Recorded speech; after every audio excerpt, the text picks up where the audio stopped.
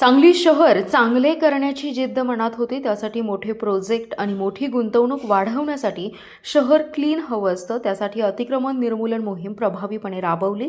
1 वर्ष काम करताना पालकमंत्री, आमदार, खासदारांनी कधी दबाव टाकला नाही। बदली देखील कोणाच्या दबावामुळे झालेली नाही। महापालिकेला चांगले पदाधिकारी लाभले, त्यामुळे शहराचा चांगला विकास होईल आणि सांगली देखील कायम आठवणीत राहील, असे भावनिक मत मावळते आयुक्त सत्यम गांधी यांनी व्यक्त केले। आयुक्त सत्यम गांधी यांनी अमरावती जिल्हा परिषदेच्या मुख्य कार्यकारी अधिकारीपदी म्हणून बदली झाली आहे। त्यांचा निरोप समारंभ महापालिकेच्या सभागृहात पार पडला। यावेळी महापौर धीरज सूर्यवंशी, स्थायी सभापती अतुल माने, मंगेश चव्हाण, अतिरिक्त आयुक्त राहुल रोकडे, मेनुद्दीन बागवान, युवराज गायकवाड उपस्थित होते। महापालिकेच्या पदाधिकाऱ्यांच्या वतीने आयुक्त गांधी यांचा सत्कार करण्यात आलाय। महापौर धीरज सूर्यवंशी यांनी मनोगत व्यक्त करताना मुन्नाभाई MBBS मधील एक प्रसंग सांगितला। चांगले काम करणाऱ्यांची संजय दत्त जादू की झप्पी मागत होता, त्याचप्रमाणे महापौरांनी आयुक्तांकडे जादूची झप्पी मागितली। आयुक्तांनी प्रतिसाद देत महापौरांना मिठी देखील मारली आणि शुभेच्छा दिल्या। सत्काराला उत्तर देताना आयुक्त गांधी म्हणाले, सांगलीकरांचे 2 दिवसातील प्रेम पाहून सांगलीत थांबावं वाटते, पण प्रशासकीय करिअरच्या दृष्टीने पुढची पावले टाकावी लागतात। 15 दिवसांपूर्वी बदलीबाबत कळालं होतं, त्यामध्ये कोणाच्या दबावाने बदली झाली नाही असा विषय नाही। सांगलीत 1 वर्ष काम करताना कोणी दबाव टाकला नाही। मोठ्या धाडसानं कामं केली आहेत। मोठी गुंतवणूक आणि प्रकल्पांसाठी सांगली क्लीन हवी आहे।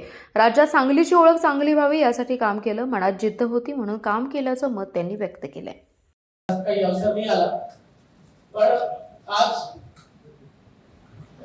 भरपूर आता काही लोकांनी मला बुलडोझर मॅन ची उपाधी दिलं। माझं असं म्हणणं आहे की मला कुठल्याही बुलडोझर मॅन ची उपाधी नाही घ्यायचं, कारण जसं अश्विनी पाटील मॅडमने सांगितलं की अतिक्रमण फक्त बुलडोझर फक्त अतिक्रमण काढण्यासाठी नाही, आपल्याला काही गोष्टी समजल्या पाहिजे।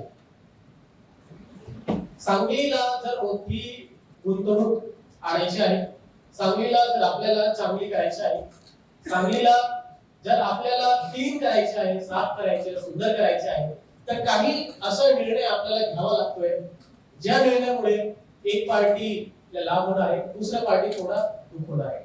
कुठल्या निर्णयाचे 2 पक्ष असतो, आपल्याला बघितलं पाहिजे की लॉंग टर्म मध्ये आपल्याला कुठला पक्ष आपल्याला बेनिफिट देतील। तुम्ही लॉंग टर्म बघा, आजच्या 10 वर्षापासून जर आपली सांगली अतिक्रमण मुक्त झाली, आपली सांगली क्लीन झाली, चांगली झाली, स्वच्छ झाली, मग इथे येणारे मोठे गुंतवणूक, इथे येणारे मोठे डेव्हलपमेंट स्कीम्स, इथे येणारे बाहेरून लोक सांगतात की एवढं चांगली, एवढं साफ, एवढं क्लीन सिटी मी कुठेच बघितलं नाही। अशी जर सांगलीची पहचान देशभरात, राज्यभरात जर आपण आणू शकलो तर हे आपल्यासाठी भरपूर मोठी गोष्ट होईल।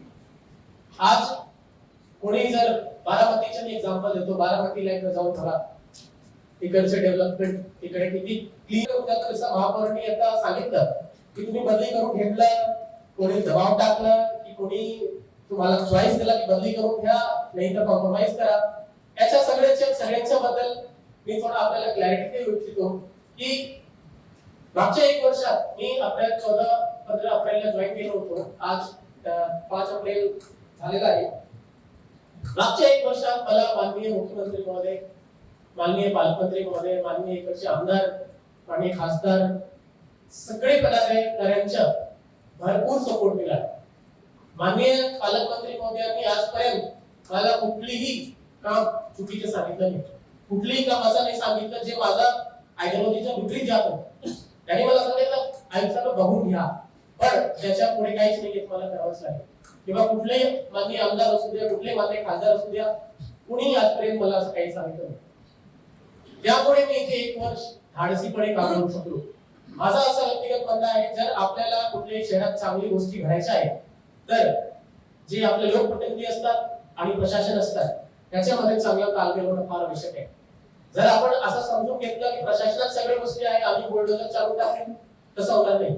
आणि जर लोकप्रतिनिधी तुम्हाला की आमच्याप्रमाणेच काम झालं पाहिजे तरी पण चालणार नाही। एक आपल्याला मध्यमार्ग शोधला पाहिजे, ज्याच्यावर एक अशी टॉपिकवर यायला पाहिजे की दोन्ही ऍग्री आहोत आणि मग आपण डेव्हलपमेंट वगैरे करू शकतो। माझी बदली कुठली प्रेशरमुळे झाली नाही, माझी बदली कोणीही करून घेतलं नाही किंवा कोणाचाही दबाव नव्हता। माझा फक्त पर्सनल करिअर मध्ये काही एक्सपेक्टेशन आहे, माझा काही पर्सनल करिअरचा ग्राफ असतो आहे, ते ग्राफ फॉलो करण्यासाठी मी फक्त मागणी केलं होतं की जर कुठे जिल्हा परिषदच्या जर पद वॅकेंट होत असतील तर मला 100% द्यावी. त्याच्यानंतर मला विचारणा केलं गेलं तुम्ही इथे जाण्यासाठी इच्छुक आहे का, तर मी म्हटलं ठीक आहे तुम्ही जाईल. याच्यासाठी सांगतो मी की इकडचं जेवढे लोकप्रतिनिधी होते त्यांनी मला भरपूर सपोर्ट केला, माननीय मुख्यमंत्री महोदयांनी मला भरपूर सपोर्ट केला आणि त्याचमुळे मी 1 वर्ष काम करू शकलो.